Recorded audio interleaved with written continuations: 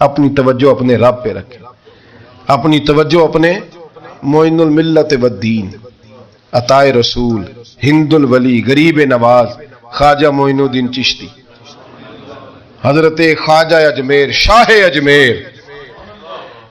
اجمیر، والی ہندوستان، آخری عمر میں نا سارا دن روتے گزر جاتا، ساری رات روتے گزر جاتے، ذرا سی کوئی بات کرتا تو رو پڑتے، آنکھیں آنسوں سے بھری رہتی۔ کئی دفعہ اپنے بھی پریشان ہو جاتے ہیں نا کہ یار تو ایک بات کی جان ہی نہیں چھوڑ رہا۔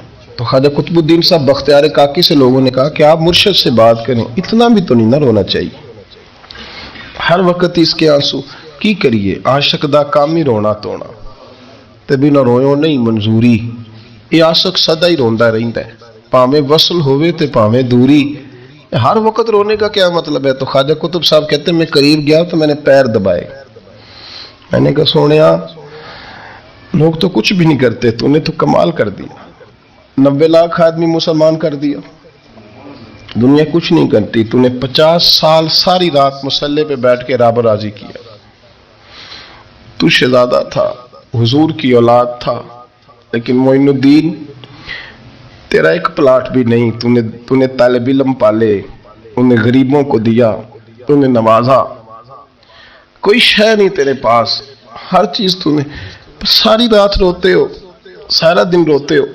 تو خواجہ قطب الدین صاحب کہتے ہیں میں نے جب عرض کیا تو خواجہ صاحب مجھے گلے لگا لیا، چیخ مار کے روئے، کہنے لے قطب الدین پتر داڑھی سفید ہو گئی، جانے کا وقت آ گیا، جو تو نے نیکیاں گنوائی ہیں وہ ہیں صحیح میرے پاس، پر یار کی بارگاہ میں پیش کرنے کے قابل ایک بھی نہیں، تو بارگاہ تو دیکھ کتنی بڑی ہے، رسول کریم کی بارگاہ میں پیش کرنے کے قابل ان میں سے ایک بھی نہیں، تو آستانہ دیکھ کتنا بڑا ہے، کیا پیش کروں گا، کیا عرض کروں گا حضور کی بارگاہ میں، کس طرح؟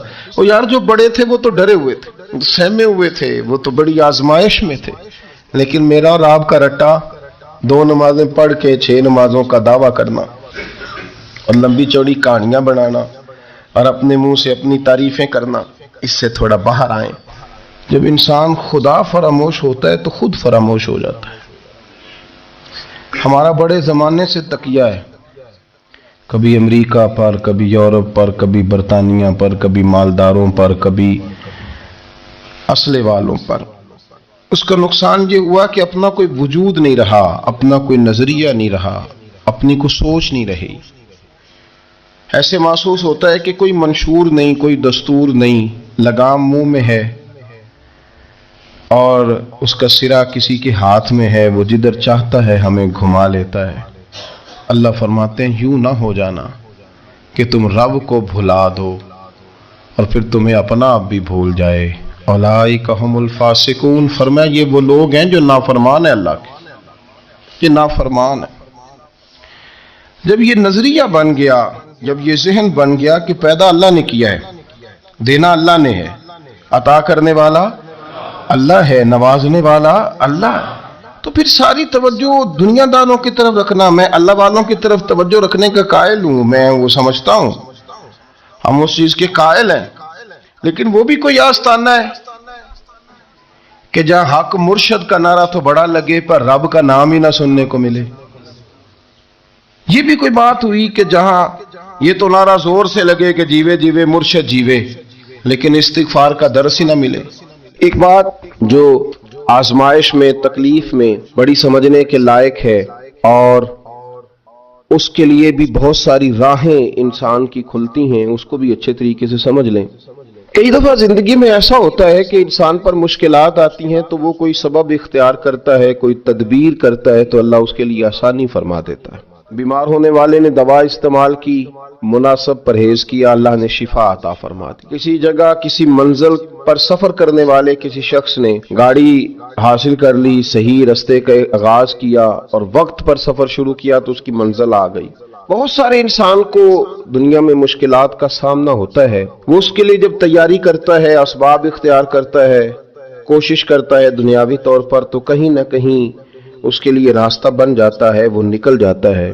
لیکن کبھی کبھی زندگی میں ایسا بھی ہوتا ہے کہ چاروں جانب اندھیرا نظر آنا شروع ہو جاتا ہے، یوں محسوس ہوتا ہے کہ نکلنے کے راستے سارے مسدود ہوتے چلے جا رہے ہیں، یوں لگتا ہے کہ مشرق سے لے کر مغرب اور شمال سے لے کر جنوب تک شاید کوئی راستہ ایسا ہے ہی نہیں جو اس مشکل سے نکال سکے۔ بڑے بڑے ذی شعور، عقل و فہم والے اور علم و فن والے لوگ سر پکڑ کے بیٹھ جاتے ہیں، اور جب وہ پوری طرح سے تھک جائیں اور جب لوگوں کے علوم، فنون، گفتگو، لب و لہجہ، عقل، دانش، ٹیکنالوجی، سائنس، طاقتیں، قوتیں، اسلحہ، ہر چیز جواب دے جائے تو کیا مسلمان بھی خاموش ہو جائے؟ جب سب علم و فضل والے ہتھیار پھینک دیں اس وقت پھر کیا رستہ اختیار کیا جائے کہ رستہ بن جائے، آسانی ہو جائے، منزل کی طرف بڑھنے کے لیے سواری کا بندوبست ہو جائے؟ تو میرے رب کریم نے وہاں بھی اپنے بندوں کو مایوس نہیں فرمایا، بلکہ اللہ کریم نے فرمایا وَمَن يَتَّقِ اللَّهَ يَجْعَل لَّهُ مَخْرَجًا۔ سورہ طلاق کو دیکھیے گا، فرمایا جو اللہ سے ڈرتا ہے اللہ اس کے لیے نجات کا رستہ پیدا فرما دیتا ہے، اللہ ہر مشکل سے نکلنے کے لیے اسے رستہ عطا کرے گا۔ اب جب سارے رستے مسدود ہو جائیں گے تو پھر مسلمان کون سا رستہ اختیار کرے گا؟ وہ استغفار کا رستہ ہے، وہ توبہ کا رستہ ہے، وہ اللہ کی بارگاہ میں حاضری کا رستہ ہے۔ وہ پھر اس کے حضور عرض کرے گا کہ مالک ہم تو تھک گئے، پر تجھے نہ نیند آتی ہے نہ اونگ آتی ہے، تو رحمت فرما۔ پھر لوگ استغفار کریں گے، پھر اس کی بارگاہ میں حاضری دیں گے، پھر اس کو منائیں گے، اور جب استغفار کا رستہ اختیار کیا جائے گا تو رب فرماتا ہے یجعل لہ مخرجا، میں ہر مشکل سے نکلنے کا رستہ عطا کروں گا، وَيَرْزُقْهُ مِنْ حَيْثُ لَا يَحْتَسِبُ، اور تمہیں وہاں سے روزی دوں گا کہ تمہارا گمان بھی نہیں ہوگا، تم نے سوچا بھی نہیں ہوگا۔ رزق بھی میرا اللہ ہی دیتا ہے، علم بھی اللہ دیتا ہے، رزق بھی۔ بڑے بڑے فقیروں کو مالدار ہوتے دیکھا، بڑے بڑے مالداروں کو فقیر ہوتے دیکھا، بڑے بڑے۔ میرے ایک بڑا سخی قسم کا سجن ہے، بڑا پیارا ہے، میں اسے سخی مانتا ہوں، میں نے اپنی پریشانیوں کے دنوں میں بھی اس شخص کو سخی دیکھا۔ ایک دن رات کو مجھے ٹیلی فون کر کے کہنے لگا کدھر ہو؟ میں نے کہا میں گھر ہوں۔ نہیں اکثر سفر میں ہوتے ہو نا؟ میں نے کہا طبیعت کیسی ہے؟ ٹھیک ہے، بس حال چال پوچھنا تھا۔ میں نے سمجھا، میں نے کہا یار یہ کوئی مسئلہ ہے، ورنہ رات کے 2 بجے کوئی حال پوچھنے کو فون تو نہیں نہ کرتا، کوئی مطلب ایسا تو مسئلہ نہیں نا۔ تو میں نے بیک کال کی، میں نے کہا یار میری بات سن، مسئلہ کیا؟ کہ نہیں کچھ نہیں دل کر رہا تھا۔ میں نے کہا میری گل سن، رہے اسی 4-5 سال کٹھے، میں تین جاننا، اصل بات کر۔ کہنے لگا مکان بھی بڑا ہے، سارا کچھ ٹھیک ہے، پر وہ بڑا ہی بے نیاز ہے، کچھ حالات اس قسم کے آ گئے ہیں کہ لوگوں کو بتاؤں بھی تو لوگ ماننے کو تیار نہیں، زیادہ نہیں، مجھے نا تھوڑے سے پیسوں کی ضرورت ہے، کوئی 15-20 ہزار اگر مل جائیں میری ضرورت۔ آپ یقین کریں میں روتا رہا ساری رات۔ میں نے کہا مہربانہ تیرا کس طرح کریں گے، اس سے لے کے زمانہ استعمال کرتا تھا، پر بے پرواہی ویکھ نہ سجڑ دی، جتھے کسے دی پیش نہ جاوے انہیں تاجاں والے در در رولے تے منگتیاں تخت بٹھاوے۔ سجنا کسے نو کارا مل دئی، کوئی کعبےوں خالی آوے، واللہ خیر الرازقین، فقط تو دائیں بائیں نہ جا، رزق تو تجھے میں دوں گا، میں ہوں بہتر رزق دینے والا۔ بڑے بڑے بادشاہ، بڑے بڑے شہنشاہ، بڑے بڑے لوگ، ہاتھوں میں کاسے، فقیریاں، ہر وقت یہ بتایا جائے کہ یہاں آ گئے تو بچ گئے، کیسے بچیں گے؟ میرے رسول پاک علیہ السلام کا دروازہ سب سے بڑا دروازہ ہے، حضور کا دروازہ سب سے بڑا دروازہ ہے، لیکن میرے دوستو یاد رکھنا نبی پاک علیہ السلام نے بھی لوگوں کو جب رستہ دکھایا ہے تو رب کریم کا رستہ دکھایا ہے، اللہ کا رستہ دکھایا، اللہ کریم کا رستہ دکھایا، لوگوں کو رب کی طرف توجہ کرائی۔ میرے رسول کریم سید عالم صلی اللہ تعالی علیہ وسلم نے لوگوں کی اللہ کی جانب توجہ کرائی اور لوگوں سے یہ کہا کہ وہ اپنے رب کریم کی جانب اپنا ذہن رکھیں، اپنی توجہ اپنے اللہ کی جانب مبذول کریں۔ میری بات کو اچھے طریقے سے سمجھیے گا، علم اللہ تبارک و تعالی عطا کرتا ہے تو اسے اللہ کی عطا ہی سمجھنا چاہیے۔ کچھ لوگوں کے پاس علم ہوتا ہے پر علم نافع نہیں ہوتا، وہ ٹامک ٹونجا مارتے رہتے ہیں ساری زندگی۔ علم کو اللہ کی عطا سمجھیں، اپنی عقل پر اپنے شعور پر زیادہ بھروسہ نہ سمجھیں، نظر اللہ پہ رکھیں۔ حضرت مولا علی شیر خدا کرم اللہ تعالی وجہہ الکریم سے کسی نے پوچھا تھا بڑا عالم کون ہوتا ہے؟ ہمارے ہاں تو اب وہ والے عالم پائے جاتے ہیں نا، اللہ ماشاءاللہ، جو ممبر پہ بیٹھتے ہیں تو دعوے ہی دعوے، ممبر پہ بیٹھتے ہیں تو دعوے ہی دعوے، اس طرح کے عالم ہمارے ہاں پائے جاتے ہیں۔ وہ ہر بات میں دعویٰ کرتے ہیں، میں یہ کر دوں گا، میں وہ کر دوں گا۔ یہ مزاج علماء کا نہیں۔ حضرت علی المرتضیٰ سے کسی نے پوچھا بڑا عالم کون ہوتا ہے؟ فرمایا بڑا عالم وہ ہوتا ہے کہ جسے مسئلے کا پتہ نہ ہو تو وہ کہہ دے مجھے نہیں پتا، میں پتہ کر کے بتاؤں گا، غلط بات بیان نہ کرے۔ امام مالک سے کسی نے کوئی مسئلہ پوچھا تو آپ فرمانے لگے مجھے اس سوال کا جواب نہیں آتا، ہمارے بزرگ سمجھاتے کیا ہے؟ وہ کہنے لگا آپ اتنے بڑے امام ہیں تو اس سوال کا جواب نہیں آتا۔ آپ فرمانے لگے اگر مجھے ہر سوال کا جواب آتا پھر تو میں خدا ہوتا، مجھے ہر سوال کا جواب نہیں آتا، مجھے تو اتنا آتا ہے جتنا میرے رب نے مجھے عطا کر دیا ہے۔ اپنی نظر اللہ پہ رکھیں، نکل آئیں اس معمے سے باہر کہ میں کوئی بلا ہوں، مجھے بڑا پتا ہے، میرے پاس 6 ڈگریاں ہیں، مجھے 10 جگہ پہ تدریس کا شغف حاصل ہے، اس سے نکلیں باہر۔ قرآن مجید دیکھیے گا، اللہ تعالیٰ نے ارادہ قدرت فرمایا کہ میں حضرت آدم کو بناؤں گا، پھر بنانے کے بعد فرمایا فرشتوں سجدہ کرو آدم کو، سب نے سجدہ کیا الا ابلیس ابا واستکبر وکان من الکافرین، سب نے سجدہ کیا سوائے ابلیس کے، اس نے انکار بھی کیا، تکبر بھی کیا اور کافروں میں سے ہو گیا۔ تو یہ جب اللہ تعالیٰ نے سجدہ کرایا تو کیسے کرایا؟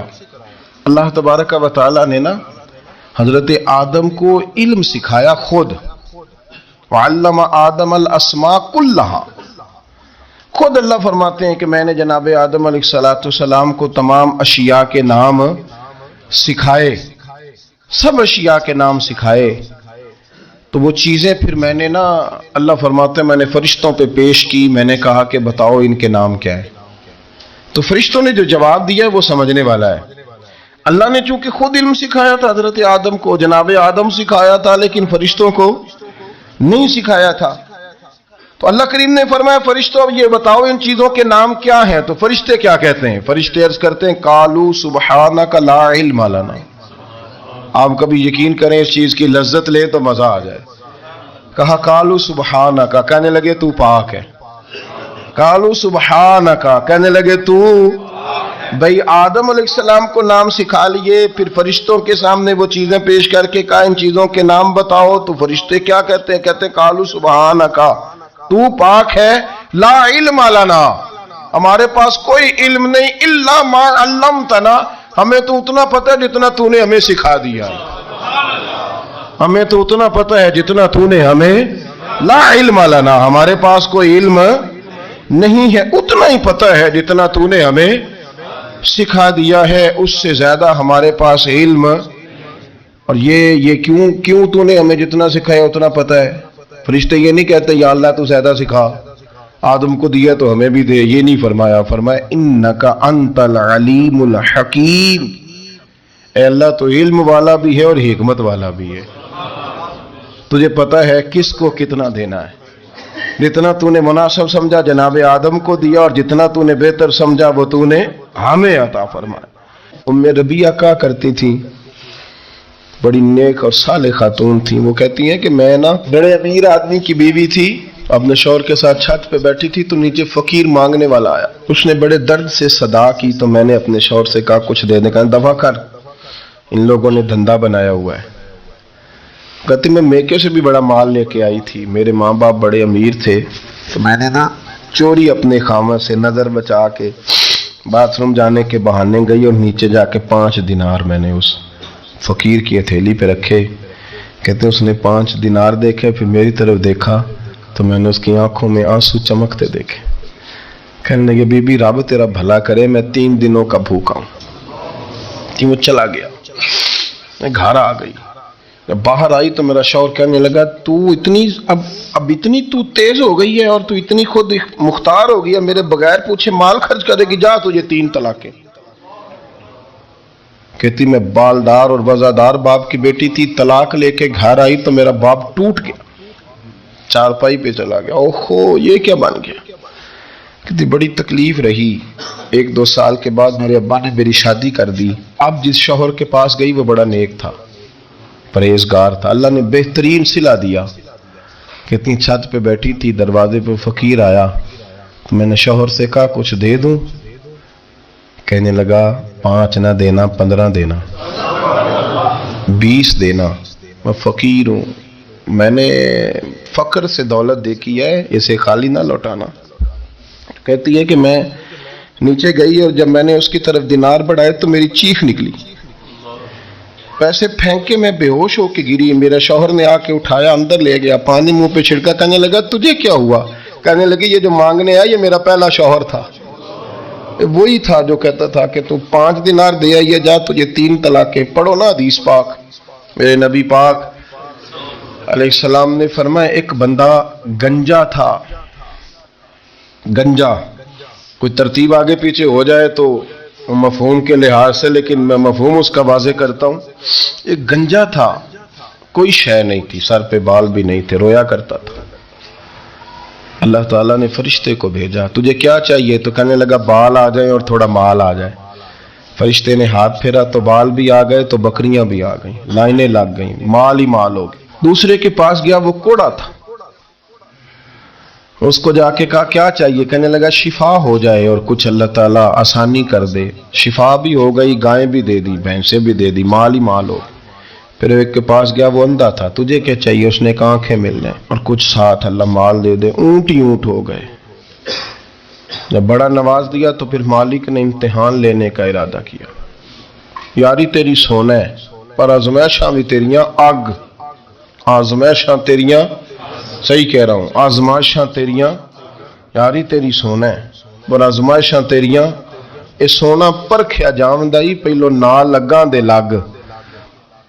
اللہ نے فرمایا آزمائش کرو۔ سب سے پہلے گنجے کے پاس آئے، اسے کہا اللہ کے رستے میں کچھ دیکھا نہیں لگا، میرے خرچے ہی بڑے، دیکھو تو صحیح کتنی مشکل میں وقت گزارتا ہوں، حال ہی کوئی نہیں۔ تو اس نے کہا میں نے تو سنا ہے تو گنجا اور بھوکا ننگا تھا۔ کہنے لگا میں تو جدی پوچھتی رہی سے اعظم ہوں، تو یہ کس پاگل نے کہا ہے بھاگ جا؟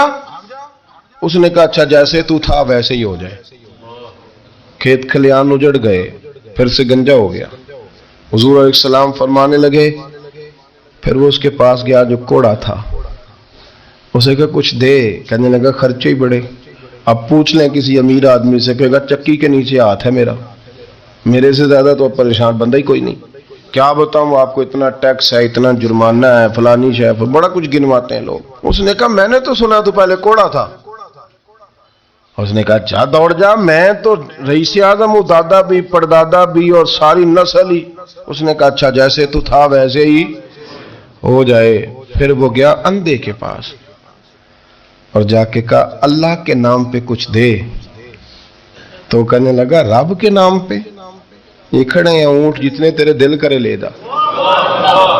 اس نے کہا کیا معنی اس بات کا؟ کہنے لگا یار تجھے کیا بتاؤں، میں تو اندھا تھا، میں نے تو کبھی دنیا دیکھی نہیں تھی، پھر اس کریم نے فضل کیا تو مجھے بڑا کچھ دکھایا، میں کیا بتاؤں، میرا دل کر رہا کہہ دوں کہ پھر اس نے کعبہ دکھایا، پھر اس نے روضہ رسول دکھایا،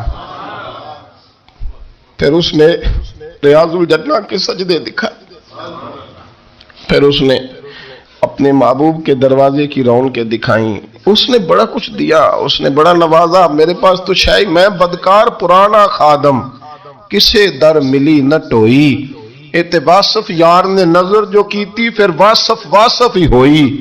یہ تو اس کا کرم ہوا۔ تو یہ وہ کہنے لگا تو اللہ کے نام پہ جان مانگ، میں وہ بھی دینے کو تیار، میرے پاس تو شے ہی کوئی نہیں تھی، مجھے تو اپنا پتہ ہے، میں تو کوئی شے نہیں تھا، کچھ نہیں تھا میرے پاس۔